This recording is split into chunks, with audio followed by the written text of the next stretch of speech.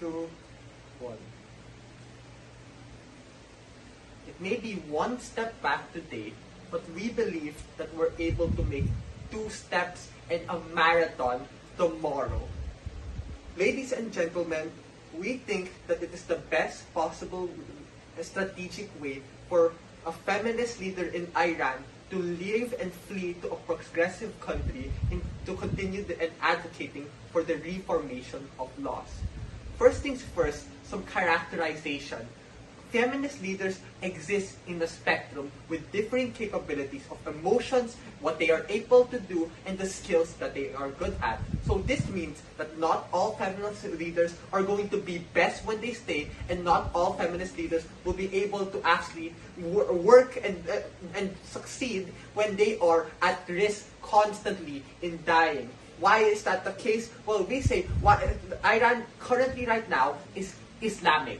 Military Islamic specifically. This means they are traditional in their beliefs and borderlines makes women subservient to men. They are forced to wear hijabs, not be able to go out and be independent without the consent of their husband or father. And if you're caught out, go against the law in any way, you literally get killed 99% of the time. You are unable to compile a particular movement if you are at a constant risk, and many of feminist movements are so limited when you are in there. They are already also being targeted. This means regardless if we leave or if we are not, you and everyone around you are still going to be hunted. This is just in case if opposition pushes the case of, oh, what if we leave and everyone else around us is going to be killed? They're going to kill everyone else around you regardless, because you're a leader that is already known and doesn't want to be in that country. So wait, what does leaving actually look like? Well, we do this in a smart and covert way. It means we bring people with you and find any way to leave. This could be by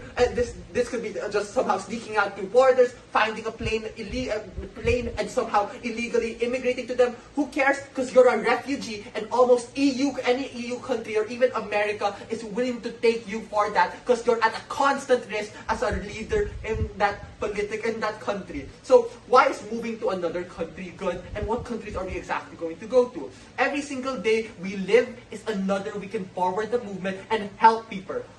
So moving to this progressive country, what exactly do they look like? This could look like any country that is safe, rich, and aligns with you in your ideology. And why is it so important, and how can they actually help you? Well, I'll give you a few things that they can do. They have NGOs that support the feminist movements, media engagement that you can start posting videos online without people now knowing what's going on. Resources / donations directly from people around you, because they are a richer country. They get more knowledge and finance stuff. And all of these leads to materials and keys that we need to actually start improving. We need to actually start putting help on those people within the ground, and also pressure against that country even more and target it and attack in different ways. Why is this better? Because we also make networking, ladies and gentlemen. We link up other women to these communities, and then other feminist communities outside are now more aware and more willing to help you. You are literally the next Palestine if you're able to tell people how you're going, and you are a person with first-hand experience.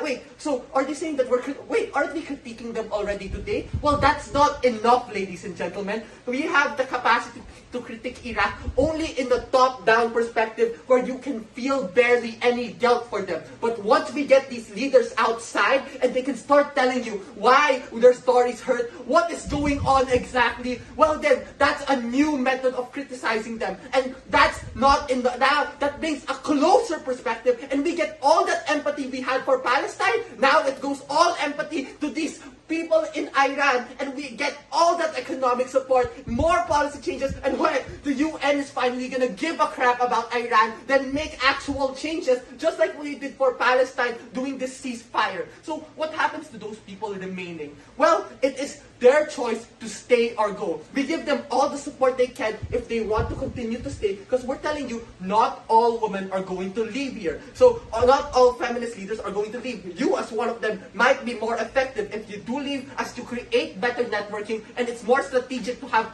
some people outside and also some people inside. So this is a much more better alternative, because right now there is a violent nature and situation where it's just a dog-eat-dog world where people hate each other other and so emotion-based. What ends up happening is you are caught in status quo. You're doing nothing to actually make changes, and instead you just keep trying things again and again, the same things. This is a new strategy. You get out and try to get support from the outside. And this push gives not only, this push increases your capabilities. Firstly, because you are able to live longer, you are able to make and tell more stories, tell people what's going on inside your country, but we also have less leaders dying. What do we mean by that? Because that maximizes efficiency. Why? Because some leaders are not comfortable to just stay inside there and be constant risk. And some leaders are willing to take that risk. So those leaders that don't know if they can survive, don't know if they can constantly hide, if they do get out, they are able to do a much bigger help, telling their stories, helping people. Oh wait, before 6, I'll take a POI. 5 seconds. Go. 5, 4, 3, 2. Please unmute. 1. Okay, I gave you your chance. 6-minute mark already. So right now, we think that everything inside the country, we just have, even if we have all these leaders leaving and stuff like that, some of these leaders leaving, they are now able to do as much as they can, because what happens when they stay? They are in a bigger threat, they're going to be really scared, and this, as we said earlier, it is able for them to leave but still inspire people with them also having a green light, telling everyone else that, hey, it's okay and strategic for some female leaders to get out. And now,